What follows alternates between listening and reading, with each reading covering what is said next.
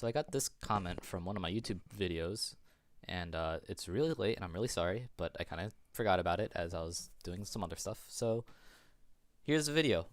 Generally, when you're talking about IGL and you mentioned random strats and stuff like that, a lot of the time you're going to be coming out of a default and be in a weird position that you don't really know how to navigate, don't really know what you should be doing.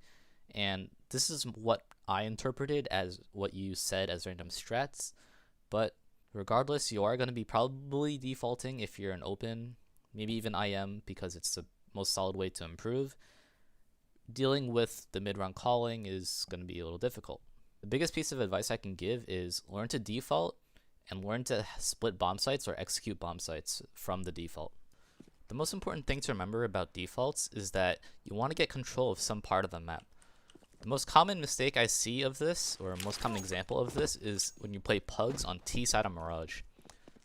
It's not uncommon for Ts to throw this top mid smoke. Alternatively, you might have people smoke window from spawn right away.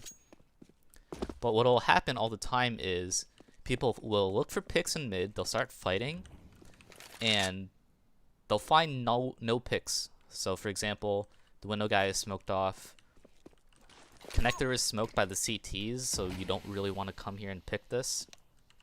And then the cat player is just not peeking. What happens here a lot of the time is that people just awkwardly stand around, post up on angles, but not know what to do afterwards. So again, you want to take control of some part of the map. Fighting mid is not taking control of some part of the map, because you can get retaked and you don't have any actual access to either of the bomb sites through a secondary path, namely connector or jungle or even cat. So most commonly is what you'll see in pro play is getting control of ladder. If you can get control of ladder, this cat person is going to be scared, or should be scared, of you swinging out from ladder or having a teammate come up cat to try to fight you. Additionally, taking control of ladder means that then AWPer cannot post on window. No AWPer is going to stand here mid-round knowing that you have ladder control, not to mention the fact that it's middle of the round and you could have crept out underpass by now. So they're going to be playing a little more passive, whether it's playing inside jungle, holding an angle like this to also be able to catch the boost, or if they're playing outside window and just waiting for you to split through window into jungle.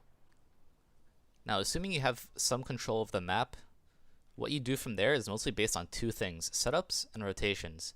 Let's take +2 as an example. Let's say you get a pick mid, and you want to continue from there. You have control of cat, you got a pick, it's now 5v4. What do? Well, you have to think about what their setup is, obviously, as well as the rotations. So if they played 3A and you got to pick mid, there's probably going to be 1B. Now you have to expect someone to rotate from A towards CT. Now if you anticipate this, there's only going to be 2 people at long, and cat is going to be a little more open for the taking because this player is in CT and you can't watch cat from CT. You can only really figure this out just by testing it in the earlier parts of the half and then trying to read these rotations later in the half. Another factor you want to consider when mid-round calling is the amount of utility you have. If you still have 3 people alive and 2 people still have a full nade set, you probably want to consider running an execute. So for example, you could try running a mid-B split where you have someone smoke CT spawn. This smoke, not particularly necessary, but could be useful, would be to smoke on top of the box right there.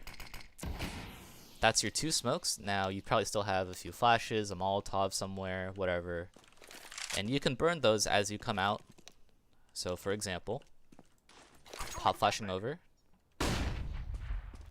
or even just flashing into CT spawn, maybe throwing a molly there to catch the boost over here, and so on. You get the idea.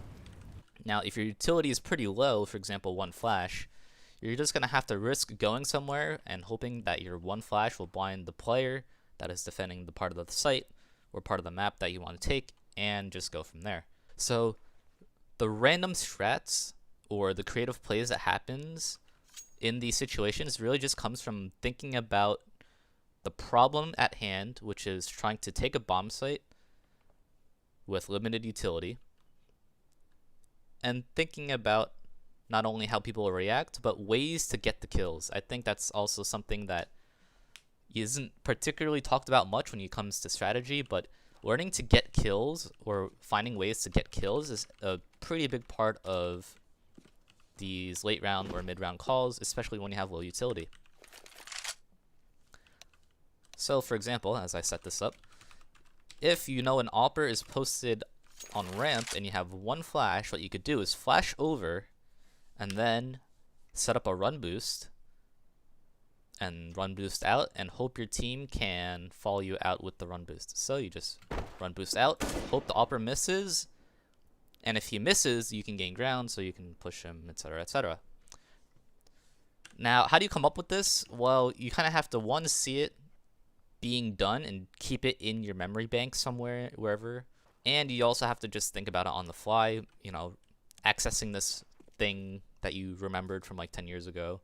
So to go back to the low utility topic that I'm trying to talk about, with low utility, you have to get creative with how you approach bomb sites. You can't just expect one flash to work and your team to frag out, because if that works, then you wouldn't be in that situation in the first place. So you have to start thinking about contact plays. Instead of, you know, let's say you have one smoke on your whole team, instead of throwing a mid B smoke, waiting for it to pop, creeping out slowly, the smoke is giving your opponent so much time to react, get ready, set up, etc. So maybe instead of doing that, what you would want to do is to creep out mid completely with one person just holding this side right here. And once you get to a certain point or make contact, that's when you just smoke right here really quick. It's very little time to react to the smoke, and now you just go. So this is a contact kind of play.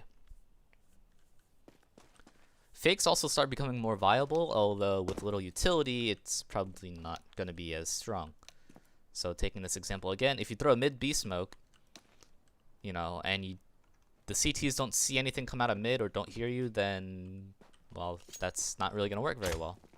I'll give you some creative plays that I've called or done in the past, as well as have seen in other teams do, namely Mythic, because they call very loose strats and come up with things on fly. But I'll show you some examples of creative plays and weird mid-round calling that you can do, mostly with low utility, because it'll be more common to have low utility.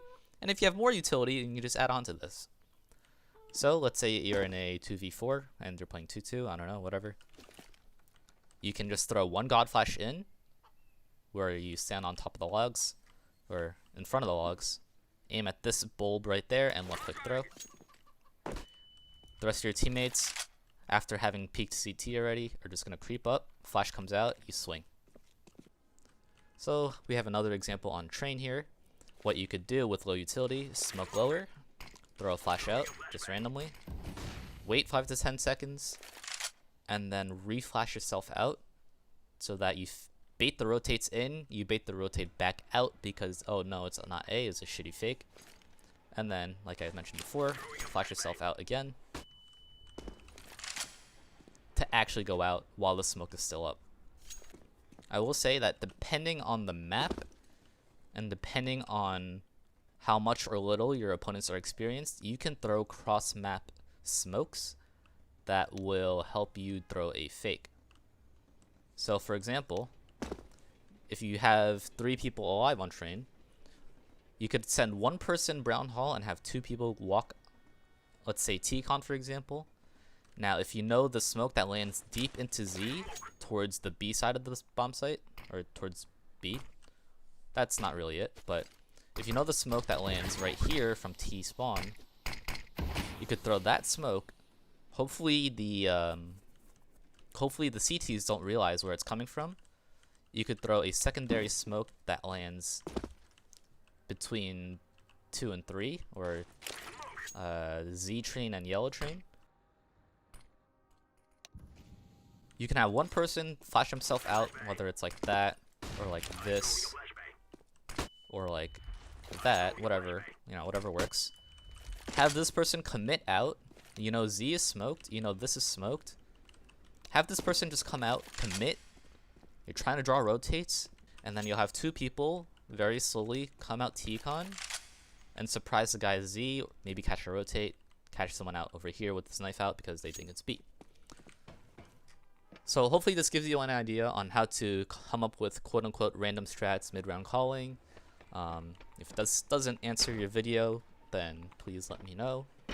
And if you want some more ideas or if you have further questions, please comment them below. Thanks for watching, and like the video if you like the video.